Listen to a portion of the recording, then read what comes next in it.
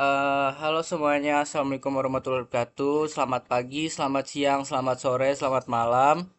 Jadi, nama saya Laskar Firdaus dengan NIM 2024081019 ingin mempresentasikan UAS KPBD tentang ORM. Jadi, langsung aja.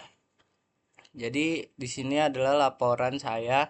Jadi, di tugas kali ini saya tidak sendiri, jadi ada teman saya, Jahret Cipta Damai, Faiz Batullah, dan Faiz Rizanta Ake. Mungkin langsung aja untuk use case-nya. Untuk penjelasan use case, di sini ada 4 use case dan 2 user. Jadi usernya itu ada yang pertama admin, yang kedua staff. Jadi gunanya admin itu dia menerima permintaan barang produksi, membuat laporan produksi, terus staff menginput barang produksi, meminta barang ke gudang. Terus kenapa ada arrow ke atas admin? Jadi admin ini mempunyai wewenang untuk melakukan semuanya. Jadi bisa menerima permintaan barang produksi, membuat laporan produksi, menginput barang produksi, dan meminta barang ke gudang layaknya staff. Tapi staff tidak bisa melakukan menerima permintaan barang produksi, membuat laporan produksi gitu. Lalu ada spesifikasi use case-nya. Jadi untuk use case pertama itu menerima permintaan barang produksi. Jadi use case ini ke-trigger kalau sales mengirim pre-order kepada produksi. Terus preconditionnya sales sudah mencatat dan mengirim data pesanan melalui sistem. Post conditionnya sistem menampilkan daftar pesanan baru di dashboard produksi. Sukses skenario-nya aktor menerima request barang dari sales. Terus sistemnya menampilkan request barang dari sales. Terus ada alternatifnya.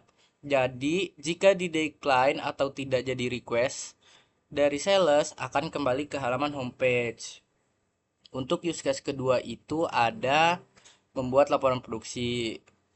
Aktornya adalah admin. Jadi triggernya membuat laporan produksi itu jika produksi ingin memastikan laporan yang masuk sesuai dengan pesanan.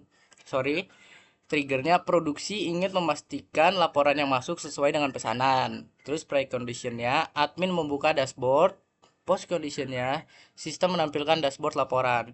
Sukses skenario-nya aktor mengisi dan membuat laporan. Sistem menampilkan atau menyimpan laporan dan menampilkan dalam bentuk Excel. Alternatif flow-nya nggak ada. Untuk use case ketiga, menginput barang produksi, aktornya itu staff, terus triggernya jika staff produksi perlu input barang untuk diserahkan ke gudang. Preconditionnya staff membuka dashboard input barang produksi. Post conditionnya sistem menampilkan dashboard input barang produksi. Sukses skenario-nya aktor memasukkan input barang dan sistem menyimpan menampilkan hasil input barang. Alternatif flow-nya tidak ada. Dan use case keempat, meminta barang ke gudang, aktornya staff. Triggernya setelah dapat order dari sales produksi meminta barang ke gudang untuk memproduksi. Preconditionnya staff membuka dashboard permintaan barang ke gudang. Post conditionnya sistem menyimpan permintaan barang. Sukses skenario-nya aktor menyimpan hasil request barang ke gudang, sistem menyimpan dan forward ke gudang. Lalu ada ORM-nya. Jadi di ORM-nya ini sudah ada hampir ke 11 use case. Jadi pertama itu ada user itu pasti mempunyai user ID, nama, password, dan role. Terus dia lanjut ke permintaan produksi. Ini kalau admin. Permintaan produksi punya permintaan ID, user ID, tanggal, status, catatan. Lalu lanjut ke detail permintaan produksi. Detail ID, permintaan ID, barang ID, quantity. Lalu lanjut ke barang produksi. Barang ID, nama, satuan. Balik lagi. Kalau dari staff, laporan produksi, memiliki ID, user ID, periode, dan dibuat pada salah ini maksud. Terus catatan produksi, lalu ke barang produksi. Terus ada gudang. Dari gudang, sorry maksudnya dari sini permintaan produksi, detail mengirim barang, permintaan gudang, lalu ke gudang. Ini kelas diagramnya.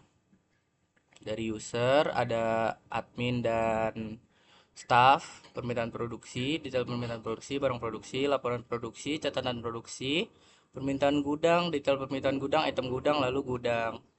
Lanjut di sini ada spesifikasi database. Jadi yang pertama itu ada table user, isinya user ID, nama, username, password, role. Yang kedua ada table gudang, isinya gudang ID, nama. Yang ketiga table barang produksi, isinya barang ID, nama, satuan. Yang keempat table item gudang, item ID, gudang ID, nama, satuan, stok.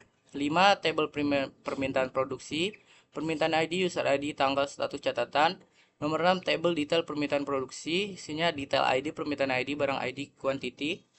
Table laporan produksi, laporan ID, user ID, periode mulai, periode selesai, dibuat pada. Lalu ada tabel catatan produksi, catatan ID, laporan ID, barang ID, tanggal, jumlah, keterangan. Tabel permintaan gudang, permintaan ID, user ID, gudang ID, tanggal, status, catatan. Lalu yang terakhir ada tabel detail permintaan gudang. Detail ID, permintaan ID, quantity. Di sini ada database-nya.